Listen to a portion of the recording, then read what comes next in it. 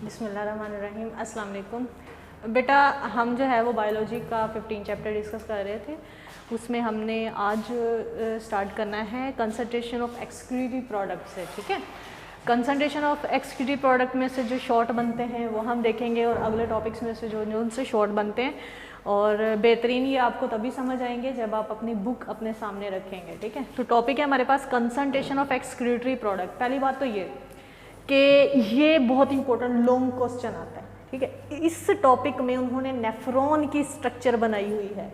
अगर तो आपको कंसंट्रेशन ऑफ एक्सक्रीटरी प्रोडक्ट वाला जो क्वेश्चन है वो लॉन्ग के तौर पे आए तो आपने वो नेफ्रॉन की स्ट्रक्चर उसमें नहीं बनानी। नेफ्रॉन की स्ट्रक्चर बनानी है पिछले टॉपिक में जहाँ पे नेफ्रॉन लिखा हुआ है, तो उसमें सारी थ्योरी बताई हुई है जी। नेफ्रॉन यूनिट ऑफ किडनी है, उसमें ascending descending loop of Henle, glomerulus, distal tubule और प्रॉक्सिमल ट्यूब्यूल्स, कलेक्टिंग डक्ट्स वगैरह सारे पार्ट्स को उन्होंने एलेबोरेट किया हुआ है। तो उसकी डायग्राम उन्होंने अगले पेज पे दी हुई है। ठीक है, तो एक तो ये मैंने यहाँ पे लिख दिया कि आपको ना स्ट्रक्चर ऑफ नेफ्रॉन आनी चाहिए। पिछले लेक्चर में मैंने नेफ्रॉन की स्ट्रक्चर दोबारा बनाई भी थी, आप वहाँ से नोट करेंगे। तो नेफ्रॉन की स्ट्रक्चर आपको बनानी आनी चाहिए, क्योंकि शॉर्ट में वो सिर्फ स्ट्रक्चर का स्केच भी दे देता है। ठीक है बेटा, और लॉन्ग के तौर पे वो नेफ्रॉन की स्ट्रक्चर पे नोट भी दे देता है, तो उसमें भी डेफिनेटली हमें नेफ्रॉन की स्ट्रक्चर आनी चाहिए। इस लॉन्ग क्वेश्चन में से जो शॉर्ट बन सकता है इंपॉर्टेंट, वो काउंटर करंट मल्टीप्लायर क्या होता है।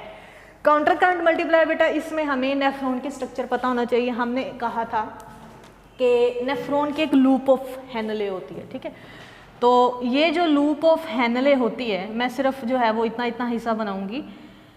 ये तो ये जो नीचे को जा रही थी हमने उसे कहा था ये है डिसेंडिंग लूप। ठीक है, डिसेंडिंग लूप, और वो ये यूं फिल्ट्रेट को ऊपर को लेके जाती है। ये वाली जो लूप थी ये थी हमारे पास असेंडिंग लूप। ठीक हो गया, तो कलेक्टिवली हम इस पूरी को कहते थे लूप ऑफ हेनले। कहते हैं कि कैसे कैसे फिल्ट्रेट आगे जाता है तो वो गाढ़ा होता जाता है। गाढ़ा मतलब कंसंट्रेटेड होता जाता है। तो कैसे होता है कंसंट्रेशन ऑफ एक्सक्रीटरी प्रोडक्ट, वो कैसे गाढ़ा होता है जी, आप हमें बताएं। कहते हैं एक खास तरह का मैकेनिज्म होता है counter current multiplier. This mechanism is responsible for concentration of excretory product. Now what is counter current mechanism? Counter का मतलब होता है उल्ट। ठीक है, काउंटर मतलब उल्ट, और करंट का मतलब होता है बहाव, फ्लो, बहना, उल्ट बहना। ठीक है, एक दूसरे की रिवर्स डायरेक्शन में बहना। तो यहाँ पे जो डिसेंडिंग लूप है, ये देखें बेटा, यहाँ पे जो आपका फिल्ट्रेट है वो नीचे की तरफ यूं बह रहा है। ठीक है, ये नीचे की तरफ बह रहा है, और जबकि इसके नेफ्रॉन के इर्द गिर्द बाहर, जिसे हम इंस्टरस्टिशियल फ्लूइड भी कहते हैं, वहाँ भी तो फ्लूइड है ना। ये जो नेफ्रॉन के इर्द गिर्द फ्लूइड होगा ये हमेशा ऊपर ही बहता है, ऐसे ऐसे को बहता है। ठीक है, इसकी डायरेक्शन हमेशा ऊपर को ही होती है। तो यहाँ पे देखें, ये जो डिसेंडिंग लूप है इसमें जो फिल्ट्रेट है वो नीचे की तरफ बह रहा है और इंटरस्टिशियल फ्लूइड ऊपर की तरफ बहता है। यहाँ पे दो फ्लूइड हैं और दोनों फ्लूइड जो हैं आपस में ऑपोजिट डायरेक्शन में बह रहे हैं।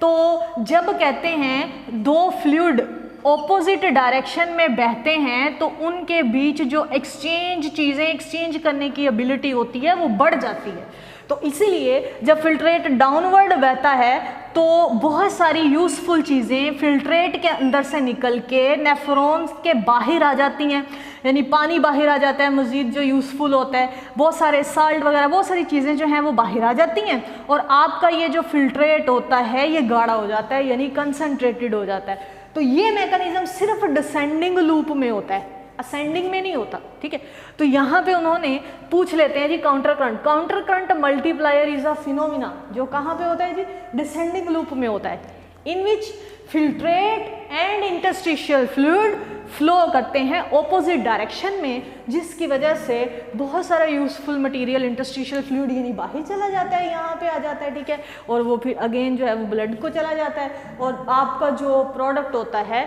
वेस्ट होता है वो कंसनट्रेटेड हो जाता है। इसको कहते हैं काउंटर करंट मल्टीप्लायर, और ये डिसेंडिंग लूप में होता है। उसके बाद है हार्मोन्स का छोटा सा टॉपिक दिया, शॉर्ट क्वेश्चन पूछ लेता होता जी, हार्मोन्स कौन से हैं, कौन से ऐसे हार्मोन्स हैं जो किडनी सक्रीट करता है या किडनी के अंदर किडनी की रेगुलेशन में, यूरिन बनाने में कौन कौन से हार्मोन जिम्मेदार हैं।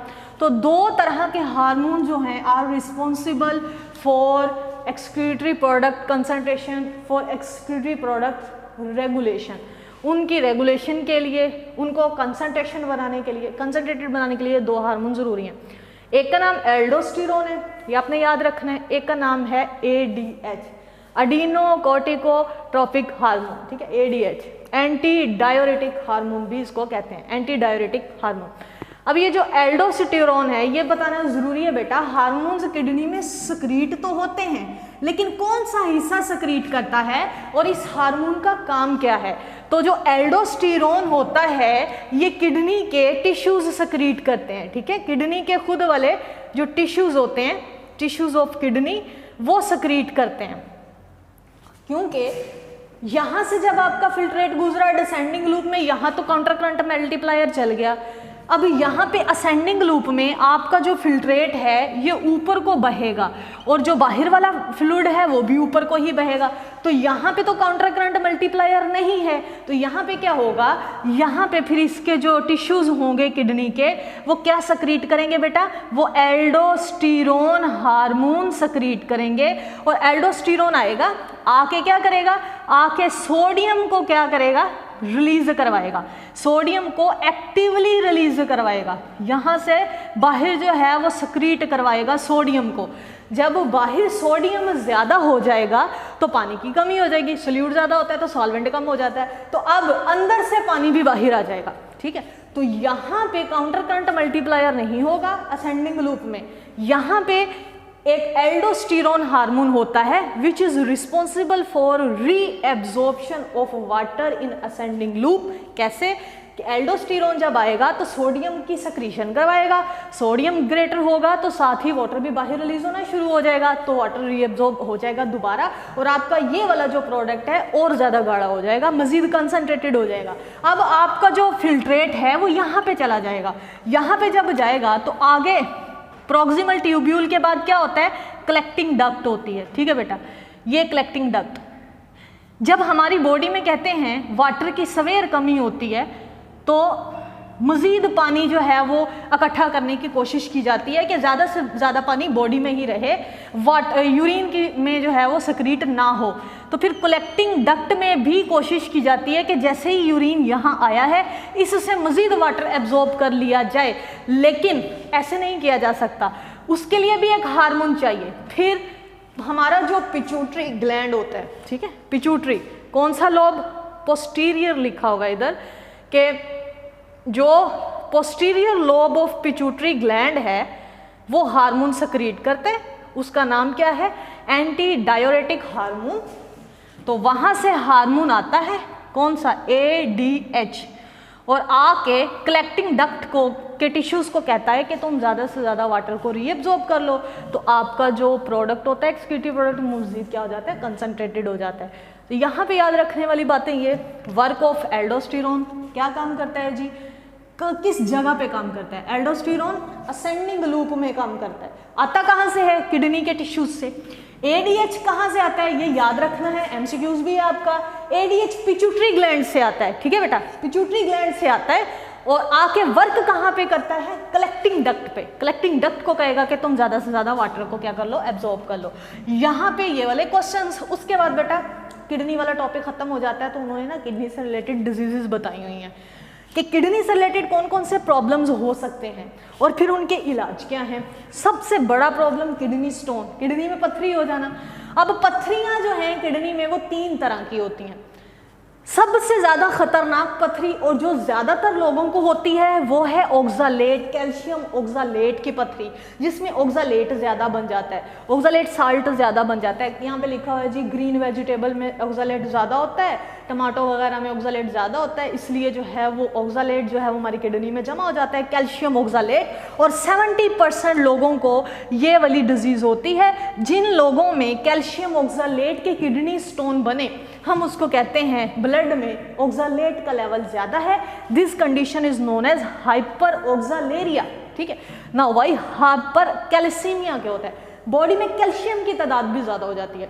हम दूध वगैरह ज़्यादा पिए या इस तरह की चीज़ें जिसमें कैल्शियम ज़्यादा होता है, या फिर एबनॉर्मल मेटाबॉलिज्म हार्मोन्स का हो जाए तो ब्लड में कैल्शियम का लेवल ज़्यादा हो जाता है। कैल्शियम ने कहाँ जाना है, कहीं पे भी नहीं जाना, वहीं पे जमा हो जाना है स्टोन्स की सूरत में।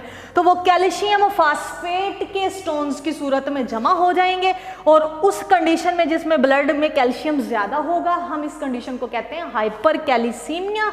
और तकरीबन 15% लोगों को ये वाली पथरी होती है हाइपर कैल्सीमिया के। बॉडी में ब्लड के अंदर यूरिक एसिड भी ज़्यादा हो जाता है। What is uric acid? Uric acid is a waste जो न्यूक्लिक एसिड के ब्रेकडाउन से बनता है। तो ये वेस्ट अगर प्रॉपर तरीके से रिलीज ना हो तो ब्लड में ही रह जाता है। ब्लड में उसका लेवल जब ज़्यादा हो जाता है तो डेफिनेटली उसने कहीं ना कहीं जाके जमा होना है, ठीक है। तो वो किडनी में स्टोन्स की सूरत में जमा हो जाता है, उसको कहते हैं यूरिक एसिड की पथरी। तो 10% लोगों को यूरिक एसिड का स्टोन होता है। यूरिक एसिड का स्टोन इतना खतरनाक नहीं है, ये ऑक्सालेट जो होता है वो जल्दी टूटता नहीं है, इसलिए ये ज़्यादा खतरनाक है। तो ये 3 तरह के स्टोन और उनकी condition, greater level of oxalate is known as in blood is known as hyperoxaluria, hyper मतलब ज़्यादा।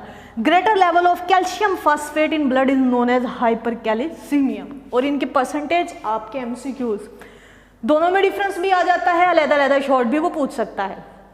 स्टोन हो गए, उनका इलाज क्या है, ठीक है। स्टोन का इलाज है, हमारे पास छोटा स्टोन है तो वो नॉर्मली कहते हैं जी ऐसा भी रिलीज हो जाता है, लेकिन क्योंकि हम बायो पढ़ रहे हैं तो उसका कोई ना कोई इलाज हम पढ़ेंगे कि बायोलॉजिकली उसका क्या इलाज है। कहते हैं बड़ा स्टोन हो ना बेटा तो सर्जरी से रिमूव करना पड़ता है। सर्जरी किडनी के टिश्यूज़ को रिमूव करके, किडनी के टिश्यूज़ को हटा के स्टोन अंदर से निकालना पड़ता है, ठीक है। वो सर्जरिकल रिमूव करता है। लेकिन आजकल क्योंकि जदीद दौर है तो मशीनें आई हुई हैं। वो मशीन क्या करती है जी, एक्सरेज निकलती है, एक्सरेज सीधी जो है वो किडनी के ऊपर डाली जाती हैं, किडनी की पोजीशन के ऊपर, और वो एक्सरेज पत्थर पे जाके लगती है उस स्टोन के ऊपर, जौन सा भी वो स्टोन होगा, और उस स्टोन को छोटे छोटे रेत की सूरत में यानी कि सैंड में तब्दील कर देती है। और फिर वो डॉक्टर कहते हैं जी ज़्यादा ज़्यादा पानी पिए तो ज़्यादा ज़्यादा पानी से वो जो छोटे छोटे टुकड़े होते हैं उसके निकल आते हैं। This condition, this treatment is known as lithotripsy. The word litho related to stone, tripsy stone को तोड़ना, ठीक है, रेडिएशंस के जरिए स्टोन को तोड़ना। आज का मॉडर्न जो इलाज है लिथोट्रिप्सी, नॉन सर्जरिकल, इसके लिए हमें सर्जरी नहीं करवानी पड़ती, डायरेक्ट जो है वो ऊपर से रेडिएशंस मशीन के जरिए हम डालते हैं, स्टोन जो है वो टूट जाते हैं। एक बीमारी है गुर्दे फेल हो जाना, दूसरी बीमारी उसको कहते हैं रीनल फेलियर, क्योंकि हमें पता है word renal is related to kidneys. Failure, fail हो जाते हैं। बेटा गुर्दे को कौन सा हिस्सा ज़्यादा ख़राब हो तो फेल होता है, MCQs में भी वो पूछ सकता है जी। कहते हैं नेफ्रॉन का कलेक्टिंग, असेंडिंग, ये वो चीज़ें तो चले हैं। सबसे मेन पार्ट इनका होता है वो ब्लड की कैपिलरीज वाला हिस्सा जिसको हम ग्लोमरुलस कहते हैं। अगर ब्लड की कैपिलरीज वाला हिस्सा ही डैमेज है तो वहाँ से ज़ाहिर ब्लड रिलीज होगा, वो सारा ग्लोमरुलस ही ख़राब हुआ है तो किडनी तक ब्लड जाएगा ही नहीं, जाएगा भी तो वहाँ जो है वो रिलीज़ हो जाएगा, वो तो सारा टूटा हुआ है, वहाँ से हिस्सा ही सारा ब्रोक हुआ है। तो इस तरह की कंडीशन को कहते हैं रीनल फेलियर। जब ब्लड जाएगा नहीं तो फिल्टर नहीं होगा, फिल्टर नहीं होगा तो वेस्ट ब्लड में ज़्यादा हो जाएगा। जब ब्लड में वेस्ट ज़्यादा हो जाता है तो फिर हम टेस्ट करवाते हैं और हमें पता चलता है जी प्लाज्मा के अंदर वेस्ट प्रोडक्ट ज़्यादा हुआ है, यानी किडनी सही तरीके से काम नहीं कर रहे। This condition is known as renal failure. अगर गुर्दे जो हैं वो 100% ख़राब हो गए हैं, काम ही नहीं कर सकते, सारे के सारे नेफ्रॉन खराब हो गए हैं, तो वो आपके गुर्दे की एंड स्टेज है। अब उसका कोई इलाज नहीं हो सकता, मतलब उस गुर्दे को ठीक करना उसका इलाज नहीं है। अब उसका ये हो सकता है कि किसी दूसरे का गुर्दा ले लिया जाए, ठीक है, फिर उसका इलाज करवाया जाए, या किसी और तरीके से आपके ब्लड को साफ किया जाए, क्योंकि मेन गुर्दों का काम तो ब्लड को प्यूरिफाई करना है ना। तो अगर रीनल फेलियर एंड स्टेज पे पहुंच जाए, आखिरी स्टेज पे पहुंच जाए, तो उस कंडीशन को हम कहते हैं यूरीमिया। तो फिर यूरीमिया क्या होता है जी, यूरीमिया एंड स्टेज है रीनल फेलियर की, and stage of renal failure. गुर्दे जब एंड बिल्कुल वर्कआउट छोड़ देते हैं, ठीक है, उसके बाद कहते हैं ये जो रीनल फेलियर है इसका इलाज क्या है। गुर्दे फेल हो गए तो इनका इलाज तो होगा ना कोई, जैसे स्टोन का था तो डायलिसिस, आपने नाम भी सुना होगा, बड़ी सारी मशीन होती है, डायलाइजर उसे कहते हैं। उस मशीन में क्या होता है जी, उस मशीन में नालियाँ होती हैं बारीक बारीक, ठीक है, इस तरह की बेटा बारीक बारीक ट्यूब्स लगी होती हैं उसके अंदर ऐसे। डायलाइज़र मशीन इसको कहते हैं या डायलाइज़र कहते हैं। इसके अंदर ना दो नालियाँ, एक नाली इसके अंदर जाती है और एक नाली जो है वो इसके अंदर से निकलती है। यूँ होता क्या है, ये वाली नाली हमारे ना बॉडी के किसी भी हिस्से से लगी होती है, यहाँ पे लगा लें, यहाँ पे लगा लें, तो यहाँ से ब्लड लेके जाती है इधर। जो यहाँ से ब्लड लेके जाएगी ना तो ये नालियाँ जो होती हैं, नालियों के अंदर यहाँ पे ब्लड लेके जाती है। तो इन नालियों से ये जो ब्लड होता है ये फिल्टर होता रहता है। इनके इर्द गिर्द, इन नालियों के इर्द गिर्द हमने डाला होता है सोल्यूशन, ठीक है। तो ब्लड के अंदर से जो वेस्ट होता है वो बाहर आता रहता है यहाँ पे, और ब्लड हमारा प्योर हो जाता है। प्योर होके जो है वो इस नाली के ज़रिए दोबारा हमारे बॉडी में चला जाता है।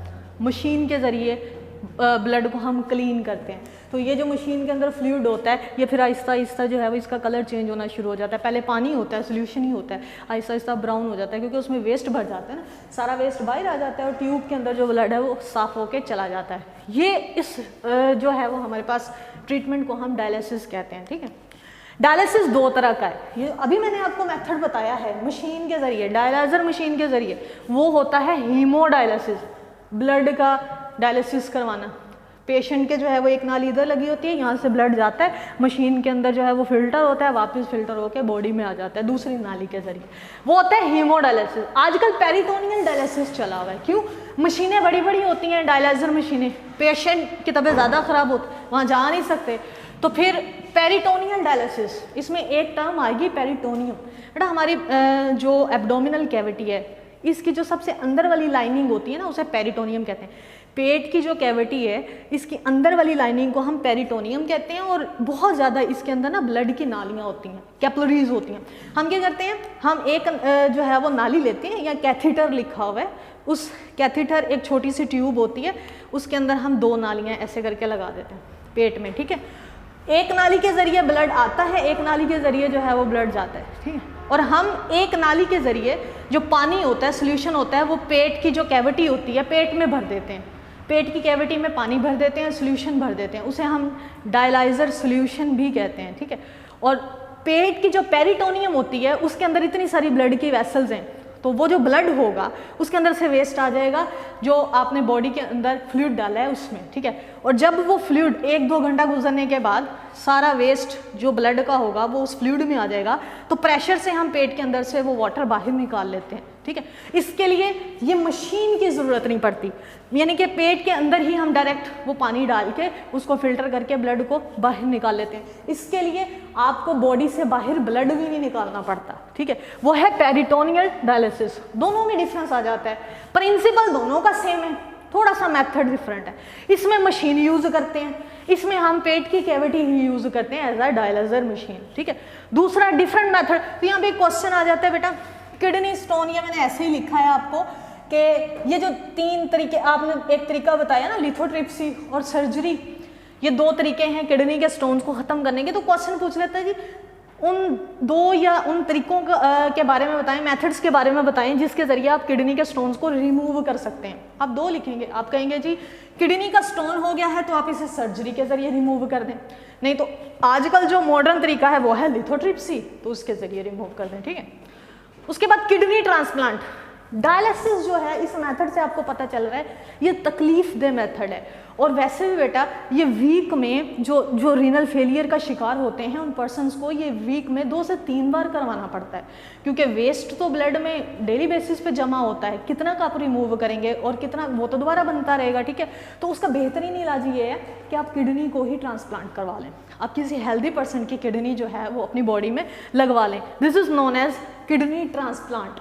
ये एक्सपेंसिव है थोड़ा सा, उन्होंने यहाँ पे लिखा हुआ है, लेकिन ये बेस्ट तरीका है रीनल फेलियर के पेशेंट्स के लिए।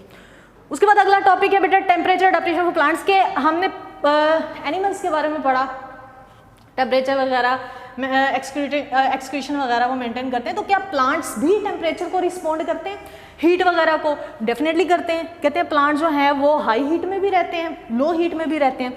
तो ये पहली बात है हाई टेम्परेचर वाले प्लांट्स की कि प्लांट हाई टेम्परेचर को कैसे रिस्पॉन्ड करते हैं। टेम्परेचर ज़्यादा हो जाए तो हम तो स्वेटिंग करते हैं, अपना बिहेवियर चेंज कर लेते हैं, हम तो बच जाते हैं। तो प्लांट्स तो इमूवेबल हैं, तो वो क्या करते हैं, हीट शॉक प्रोटीन्स कहते हैं। प्लांट्स सबसे पहले तो हाई टेम्परेचर का नुकसान क्या है, ऑर्गेनेल्स खराब हो जाएंगे, टिश्यूज प्लांट के खराब हो जाएंगे, प्लांट डेड हो सकता है, स्टोमेटा बंद हो जाते हैं, फोटोसिंथेसिस बंद हो जाती है, फूड नहीं बनती, प्लांट फिर भी डेड हो जाएगा।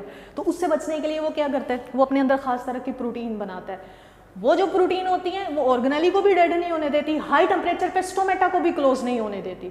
वो खुद जो है वो अपने रिस्क के तौर पे खुद डैमेज हो जाती हैं, लेकिन दूसरी प्रोटीन्स को डैमेज नहीं होने देती, क्योंकि ऑर्गेनेलीज की जो दीवारें हैं वो भी तो प्रोटीन की बनी हुई है ना, उनको वो डैमेज नहीं होने देती। उन प्रोटीन्स का नाम ही उन्होंने हीट शॉक प्रोटीन रखा हुआ है, वो हीट को खुद बर्दाश्त कर सकती हैं। प्लांट्स में बनती हैं ये खास तरह की प्रोटीन्स, ठीक है।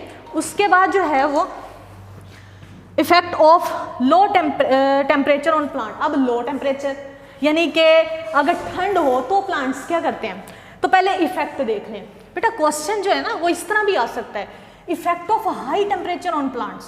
तो वो आपने बताना है कि हाई टेम्परेचर की वजह से होता क्या है प्लांट्स में, स्टोमेटा क्लोज हो गए, मेम्ब्रेन डैमेज हो गई, ऑर्गेनेल्स वगैरह ये वो। फिर लो टेम्परेचर का इफेक्ट क्या होता है, टेम्परेचर कम हो जाए, ठंड हो जाए तो प्लांट के अंदर सेल में पाया जाने वाला साइटोप्लाज्म जम सकता है, उसकी क्रिस्टल्स बन सकती हैं। This phenomena is known as crystallisation. उनकी मेम्ब्रेन जम सकती है, ठीक है बेटा। तो उससे बचने के लिए फिर वो क्या करते हैं, उनसे बचने के लिए उनका इलाज क्या है, ये तो था इफेक्ट, इलाज क्या है, उनका क्योर क्या है, उनकी अडेप्टेशंस क्या हैं।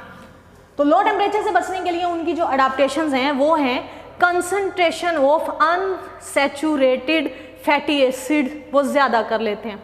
अब यहाँ पे आपको ये बताना होगा अनसैचुरेटेड फैटी एसिड कौन से होते हैं, सैचुरेटेड फैटी फर्स्ट ईयर में ये पढ़ के आए हैं। जिनमें डबल बॉन्ड होता है वो अनसैचुरेटेड, जिनमें सिंगल बॉन्ड होता है वो सैचुरेटेड। सिंगल बॉन्ड वालों को हम फैट भी कहते हैं, डबल बॉन्ड वालों को हम ऑयल भी कहते हैं। डबल बॉन्ड वाले जो है वो रूम टेम्परेचर पे फ्रीज नहीं होते, ठीक है बेटा। तो अनसैचुरेटेड फैटी एसिड की तादाद प्लांट के सेल में ज़्यादा हो जाती है, क्यों, क्योंकि ऑयल जमता नहीं है ना बेटा। तो टेम्परेचर जितना मर्जी हाई हो जाए, प्लांट अपने सेल के अंदर ऑयल की मिकदार बढ़ा लेगा, तो वो उसका साइटोप्लाज्म जमेगा नहीं।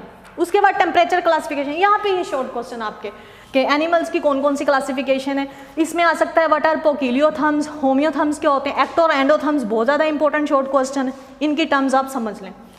पोकिलियोथम्स कौन से होते हैं, ऐसे एनिमल्स जो टेम्परेचर रेगुलेट ही नहीं करते। अब जो छोटे एनिमल्स हैं आपके पास, ठीक है, वो टेम्परेचर को रेगुलेट नहीं करते, ठीक है, जैसे इनवर्टिब्रेट हैं। तो ऐसे एनिमल जिनको पता ही नहीं है कि टेम्परेचर को रेगुलेट भी करना है कि नहीं करना, वो हैं पोकिलियोथम्स, ठीक हो गया बेटा। और ऐसे एनिमल्स जो टेम्परेचर को रेगुलेट करते हैं वो हैं homeotherms. So animals which do not regulate their temperature are known as poikilotherms, invertebrate, some small fishes. Homeotherms which regulate their body temperature, क्योंकि जैसे जैसे एनिमल्स एडवांस होते गए उनमें फिनोमिनाज भी आते गए। अब होमियोथम्स दो तरह के, ectotherm, endotherm. Ectotherm which do not form their body heat, endo अंदर वाली, थम्स हीट, ये वो हैं जो अपनी बॉडी, अपने ब्लड की हीट को यूज करते हैं। एक्टो वो जो यूज नहीं करते, एक्टो मतलब बाहर वाले और थम्स मतलब बाहर वाली हीट। एक्टोथम्स वो हैं जो बाहर वाली हीट पे डिपेंड करते हैं, एंडोथम्स वो जो अपनी बॉडी की हीट पे डिपेंड करते हैं।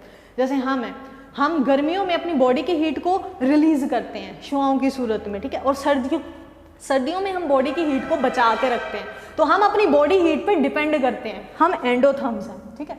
और एक्टोथम्स जैसे एम्फीबियंस और रेप्टाइल्स की उन्होंने एग्जांपल दी हुई हैं। बेटा वो बाहर ठंड हो तो उनकी बॉडी जो है वो ठंडी हो जाएगी, बाहर गर्मी है तो बॉडी गर्म हो जाएगी। उनमें कोई ऐसा फिनोमिना नहीं है जिससे वे अपनी बॉडी की हीट को महफूज करके रख सकें। एक वक्त में अगर बनी है तो वो रिलीज हो जाएगी फ़ौरन सही इन्वायरमेंट के अंदर, महफूज नहीं होगी, तो वो एक्टोथम्स होंगे, ठीक है। तो एंडोथम्स वो होंगे विच depend upon their body heat for regulation of temperature. Regulation of heat exchange, मतलब हीट जो है हमने एक्सचेंज करनी है, किन किन तरीकों से करेंगे। गर्मी हो गई है तो मेरे पास कौन कौन से तरीके हैं मैं हीट को एक्सचेंज करूं, हाई से लो की तरफ जाएगी डेफिनेटली। सर्दी हो गई है तो मैं कौन कौन से तरीके हैं जिससे अपनी बॉडी की हीट बढ़ाऊंगी, तो वो उन्होंने कहा 3 तरीके हैं। स्ट्रक्चर भी आपकी हो सकती है, आपने देखा होगा ठंडे इलाकों में रहने वाले जो एनिमल्स हैं उनकी स्ट्रक्चर में डिफरेंस होता है, उनकी बॉडी पे बड़े बड़े फर होते हैं ताकि वो ठंड से बच सकें, उनकी स्किन मोटी तय वाली होती है, ब्लबर फैट होती है उनमें, ठीक है बेटा। और जो गर्म इलाकों में रहते हैं उनकी बॉडी पे इतनी पिलेज नहीं होती। पिलेज किसे कहते हैं? पिलेज ये बॉडी के जो हेयर्स होते हैं इनसे रिलेटेड पूरी स्किन को हम पिलेज कहते हैं। यहाँ पर उन्होंने बताया कि स्ट्रक्चर भी हमारी अडाप्टेड हो सकती है, हमारे अंदर पिलेज हो सकती है। अब स्वेट ग्लैंड है हमारी बॉडी में, उनका कोई ना कोई काम है। स्ट्रक्चर हमारी बॉडी की जो है स्वेट ग्लैंड, उनका ये काम है कि जैसे ही बॉडी का टेम्परेचर थोड़ा सा ज़्यादा हुआ स्वेटिंग होना शुरू हो जाती है, क्योंकि एवेपोरेशन होती है तो वो कूल होना शुरू हो जाता है, ठीक है। तो स्ट्रक्चर भी हमारे अंदर चेंज हो सकती है, और ये स्ट्रक्चरल अडाप्टेशन पूरे एनिमल्स की वो बात कर रहे हैं। बिहेवियर भी चेंज हो सकता है। एनिमल को गर्मी लगी है तो वो कभी भी धूप में नहीं बैठेगा, छाँव में आके बैठेगा, ये उसका बिहेवियर है। यहाँ पे उन्होंने बताया कि लिजर्ड जो होती है जब उसे गर्मी लगती है ना बेटा, तो वो ठंडी सरफेसिस पे जाके अपनी बॉडी को फैला लेती है, ठंडी दीवारों पे जाके। लेकिन जब उसे सर्दियों में सर्दी लगती है तो वो धूप के आगे जाके यूं खड़ी हो जाती है, जैसे बास्क करती है, यानी धूप सेकती है, ठीक है। तो ये उसका बिहेवियर है। इसी तरह की बिहेवियर अडाप्टेशन एनिमल्स के अंदर होती हैं, हमारे अंदर होती हैं, ताकि हम हीट को एक्सचेंज कर सकें। फिजियोलॉजिकल अडाप्टेशन होती है हमारी बॉडी की इंटरनल अडाप्टेशन। जैसे गर्मियों में हम रेडिश हो जाते हैं क्योंकि हमारी बॉडी के सरफेस पे ब्लड आ जाता है और ब्लड से हीट बाहर निकलना शुरू हो जाती है। गर्मियों में हमें अपनी बॉडी हीट की ज़रूरत नहीं होती क्योंकि एनवायरनमेंट बहुत गर्म होता है। और सर्दियों में हम येलो कलर के हो जाते हैं क्योंकि जो ब्लड होता है वो अंदर चला जाता है, वो सरफेस पे नहीं आता ताकि हीट बाहर ना निकले, क्योंकि सर्दियों में हमें हीट महफूज करके रखनी है। ये है फिजियोलॉजिकल अडाप्टेशन। वेजोडाइलेशन, वेसल्स का फैल जाना, एंड वेजो कंस्ट्रिक्शन, वेसल्स का कंस्ट्रिक्ट हो जाना। तो ये जो तीन उन्होंने कहा हमारे अंदर अडाप्टेशंस है ना, तीन अडाप्टेशन एनिमल्स के अंदर, यही वो अडाप्टेशंस हैं जो उनको हीट को एक्सचेंज करने के काबिल बनाती हैं, उसको रेगुलेट करने के काबिल बनाती हैं, ठीक है बेटा। यहाँ तक ये सारे पॉइंट्स हैं आपके पास, ये सारे इंपॉर्टेंट शॉर्ट हैं आपके पास। और यहाँ पे जो लॉन्ग है वो कंसंट्रेशन ऑफ एक्सक्रीटिव प्रोडक्ट जो है वो हमारे पास लॉन्ग क्वेश्चन है। यहाँ तक आप शॉर्ट करें, एक टॉपिक रह गया, उसको हम अगले चैप्टर के साथ स्टार्ट करेंगे। अल्लाह हाफिज़।